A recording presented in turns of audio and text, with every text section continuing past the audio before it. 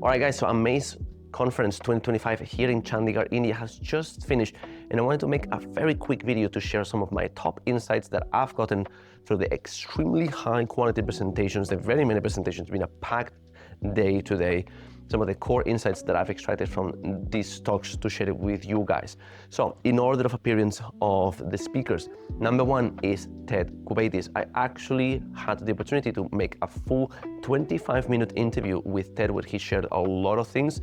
Stay tuned for that, hit the subscribe thingy so that you can see the interview when it goes live. But some of the core things that I learned from Ted today. One, which is a slight change in mentality on how we approach SEO and SEO results. Every interaction that has to happen between the user typing their search and says, boom, Google, give me results, and them actually getting the results, we should treat it as one page deeper. What does this mean? If I go and look for best plumber in Chicago, and there's the map pack, right, with top 3 results and maybe the first organic result, anything out of that is one more step that the user has to take, even if it's just scrolling down or then clicking on a people also ask feature to see some of the queries there and then the actual result there, or actually going into page 2. That's one more action the person has to take. The more actions between the original search and your brand appearing, the amount of traffic will dramatically decrease. So this makes number one in the organic increasingly more important. Alongside with that, there's another reality that we need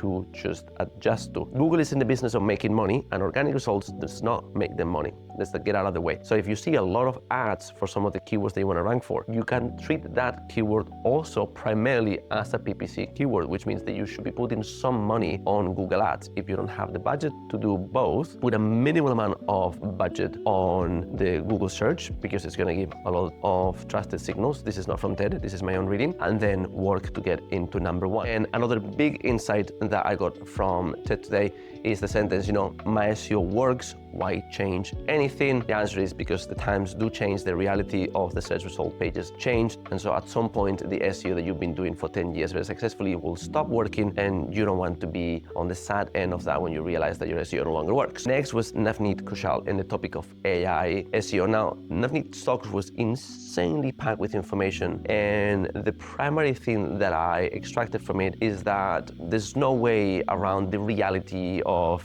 AI. There's a bunch of things that work really well to get your brand feature in AI. I will make a full video based on what I learned from him as well as what I've been testing personally. But the summary is, whatever you are not doing to get your brand on AI, you need to start thinking about what you can do.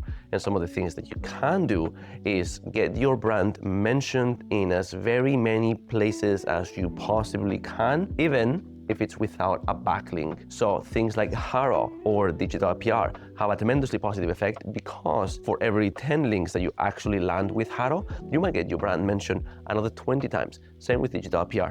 And those matter a lot for AI overviews. Next was Khoroshilova in the subject of international SEO. The biggest thing that I got from Kira's talk is that culture eats strategy for breakfast. This is verbatim a quote that I like the most from her presentation. Fundamentally, you could do the whole multi-language, multi-location strategy very well, that if you ignore the cultural factors behind the purchasing and just general trust decisions in the audience that you're trying to capture in this new country that you're expanding to, your strategy will fall flat on its face, because you're not accounting to the reality of the people that you want to sell to. Sounds very basic, but it's worth remembering at all times. Quick example of that.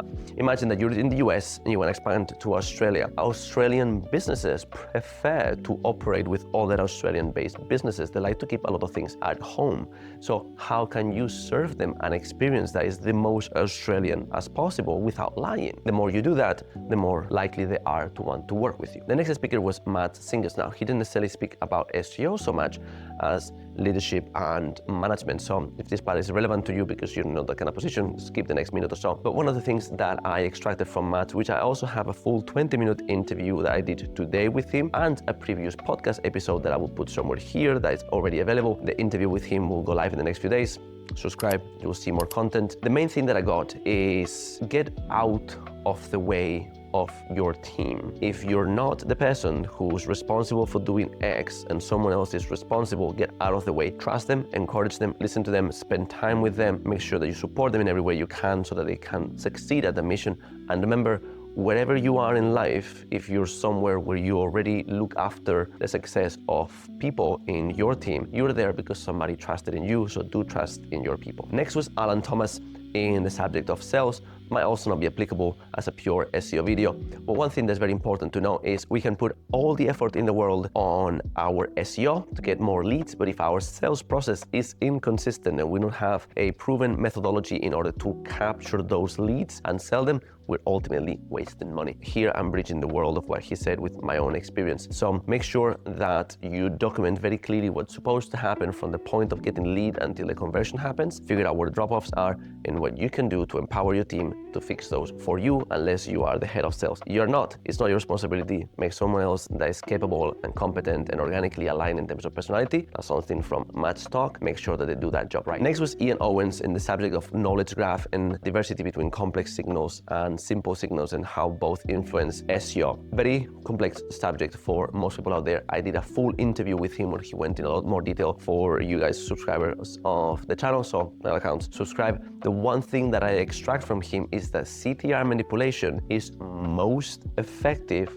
when a business has already done a lot of things right, but is missing the key part of the engagement signals at the top of search. If you're only starting, don't start with CTR manipulation, start with getting your content right and your backlinks right. And once you're already somewhere in page 1, that's what you will see, top of page 2, bottom of page 1, and that's where you will see the best returns from CTR. And if you are going to do CTR regardless, then keep it only for your brand attempts. After that, there were a variety of live site audits where 3 different SEO experts did a 10-minute audit of a website and gave the full breakdown. The one that I liked the most came from a gentleman called Sanjay Shenoy, and he said something that I really liked. What he said is that different is better than better. And what that means is, instead of just looking at what your competitors are doing and how to do it better, look at what they're not doing. Look at what you can do to make you completely different from the rest, give you your own unique angle. If everyone's site is ugly, then make your site ridiculously visually appealing. That's one good way of completely differentiating yourself and therefore satisfying the users in a way that no one has done. So in regards to content design, which was the big example that came out, data visualization, tools and quizzes are amazing ways of making the information that's already on your site be wildly more appealing to your users. Then there was a 3-way dialogue around the relationship between clients and SEO, where the biggest takeaway is that for those of you who are SEO selling to clients, you need to stop selling SEO and think of the desired outcome and how to explain the roadmap between where the client is and the desired outcome. 1, know how to identify exactly where the gap is and how you plan to reach that gap. And 2, know how to explain that in simple words that belong to the world of your client. As I always say it, don't use jargon, use words that belong to the world of the client, and sell the outcome. Make sure that you can deliver. Integrity is insanely important in this industry because very few people have it. There were a couple of sessions that I unfortunately missed because my voice is only a result of me not being exactly on my best shape. I'm definitely a little bit under the weather after being in very, very cold Shimla. But after that was Steve Wiideman in the subject of multi-location local SEO. We have a case study on our website actually on a multi-location local SEO brand. It was a pain management chain of clinics where some of the principles that he was teaching, we applied even though we were hyper-focused on link building. But the fundamental thing is to know what's the right tool to use for the right case and to make sure that you prepare your toolset in order to really scale to hundreds, if not thousands of locations so you can do it manually. If you're on the client side and you run a chain that has tens of thousands of locations, the key takeaway is don't listen to me, listen to SEO Steve, because that's exactly what he's an expert at.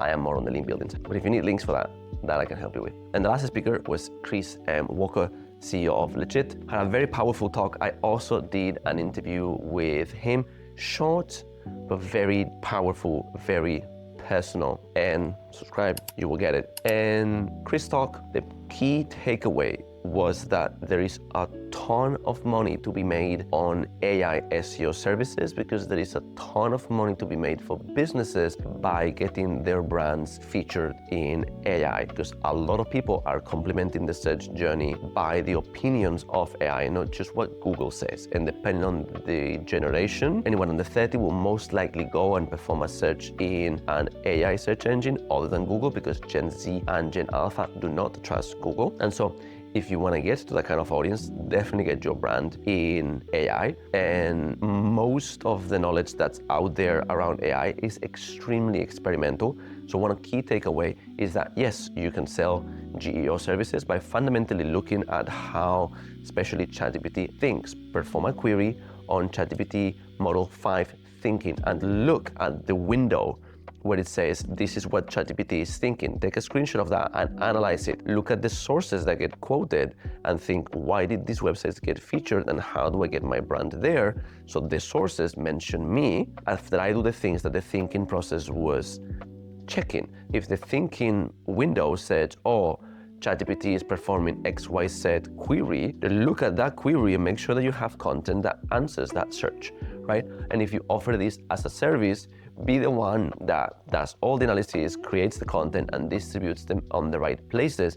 But most importantly, make sure that the expectations that you set up with your clients are thoroughly grounded in reality. And the reality is that at the point of recording this in early October of 2025, 100% of all the AI SEO/GEO/AEO is 100% experimental. No one has the secret sauce. No one has the science down to a point. And if anyone says that they do, run for the hills. That's it, guys, for this quick recap of Amaze Conference and Mastermind. I was privileged enough to be part of the week-long Mastermind, traveling through a lot of places in beautiful India. And I am very much looking forward to come to Amaze Conference 2026 in December, Chandigarh. And if you are coming, hit me up on LinkedIn, and I'd love to connect with you and see you in person next year. Thank you very much for watching, and subscribe for those one-on-one interviews.